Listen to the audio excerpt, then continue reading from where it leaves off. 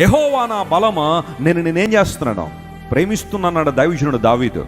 18వ కీర్తన మీరు చదివితే ఆ మాటతోనే ప్రారంభించబడుతుంది. I love you my God because you are my strength. నీవు నా బలమై ఉన్నావు గనుక నేను నిన్ను ప్రేమిస్తున్నాను ప్రభు అనే మాట దావీదు గారు రాశారు. దావీదు జీవితాన్ని పరిశీలన చేస్తే దేవుని బలాన్ని, ఆయన శక్తిని సంపూర్ణంగా ఎరిగినవాడు, సంపూర్ణంగా తన జీవితానికి అన్వయించుకున్నవాడు దావీదు. We know the history behind Goliath in the Bible. గొలియాతును చూడడం, అమ్మ మన వల్ల కాదులే అని వెనకకు తప్పుకోవడం. కానీ వన్ ఫైన్ డే ఎవరు వచ్చారు? దావీదు వచ్చాడు. వచ్చి అన్నాడు, ఏంటన్నా సమస్య అన్నాడు. అదిగో వాడు 40 రోజులు సవాల్ చేసేస్తున్నాడంటే ఈరోజు ఆడి పని అయిపోయింది అన్నాడు.